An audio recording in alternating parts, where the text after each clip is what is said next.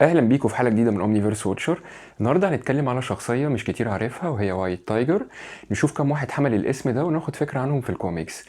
وايت تايجر هي شخصيه تبع مارفل كوميكس. اول ظهور ليها في الكوميكس كانت في شهر نوفمبر سنه 1975.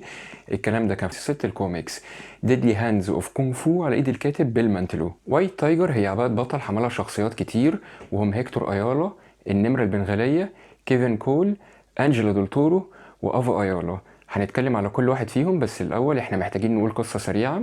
الإله النمر يبقى من أقدم الآلهة اللي تم عبادتها من قبل الإنسان. هو بيمثل الخوف الأولي من الظلام، يبقى نقيض الفينيكس، وموجود قبل الإنسان بكتير جدا. في واكاندا قبل ظهور آلهة واكاندا كان بيتم عبادته من قبل الوايت تايجرز قبل ما يتنسى لصالح الإله البنصر. بيحط قوته في تمثال على شكل نمر.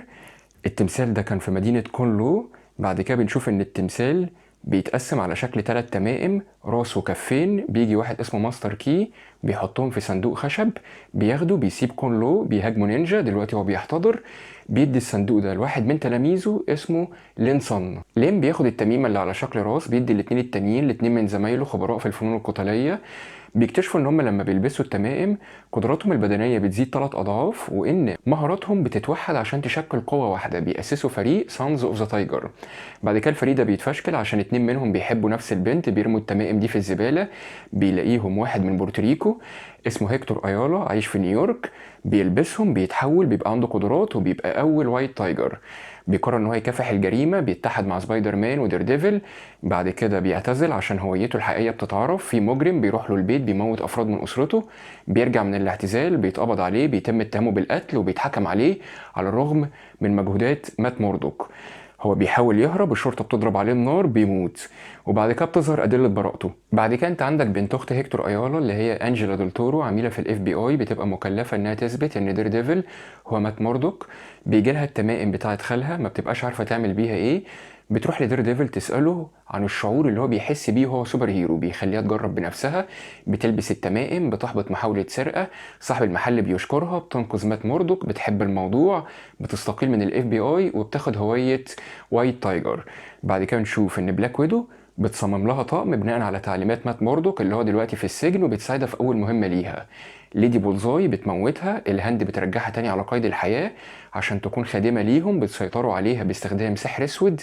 بتعمل عمليات شريرة جدا، بيتقبض عليها. التمائم بتروح لخالتها المراهقة اللي هي افا ايالا. افا بتنضم للافنجرز اكاديمي، وبعد كده بتنضم لفريق هيروز فور هاير اللي بيقرروا ان هم يعملوا فريق افنجرز خاص بيهم، بيبقى اسمه مايتي افنجرز.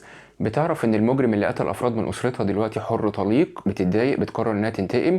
بتعمل ديل مع الاله النمر ان هو يسيطر على جسمها ويموت المجرم ده. الافنجرز بيمنعوها، الاله النمر بيبقى متضايق جدا، بيهددها بالقتل، بس هي بتقول له انت لو قتلتني الافنجرز هيدمروا التمائم وانت مش هيكون ليك افاتار، فهو بيرضخ ليها. ذا ميكر بيحرر انجيلا من السجن وبيديها تمائم من كون موازي عشان تتصدى لخالتها اللي هي افا اللي كانت مقتنعه انها سرقت التمائم منها. دلوقتي في المعركه انجيلا قصاد افا، 2 اله نمر قصاد بعض. بنشوف ان الاله النمر بتاع افا بيشوف ان في افاتار تاني اللي هي انجيلا، بيسيب افا وبيتحد مع الاله النمر بتاع انجيلا. وافا دلوقتي مش بيبقى عندها قدرات، بتقرر انها تفضل سوبر هيرو. بعد كده في معركه جديده بتقابل انجيلا، بتنجح انها تسرق التمائم بتاعتها وبتكسرها. وانجيلا لاول مره من سنين بتتحرر من سيطره الهند وسيطره الاله النمر. افا بتقرر انها تعتزل المهام البطوليه، وبتعرف تقنع كمان انجيلا بكده. هيكتور وافا وانجيلا الثلاثه كانوا افاتارز للاله النمر. كانت ايه قدراتهم؟ الثلاثه القدرات الجسديه بتاعتهم كانت في البيك، بالاضافه لحواس شبه حواس الحيوانات زي الرؤيه في الظلام، الرؤيه من على بعد، تتبع الاهداف عن طريق الرائحه، حاسه سمع قويه جدا، التمويه.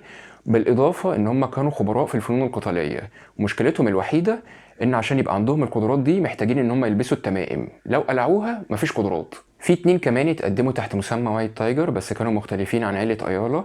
يعني انت عندك اول واحدة النمرة البنغالية، دي كانت مجرد نمرة عادية خالص.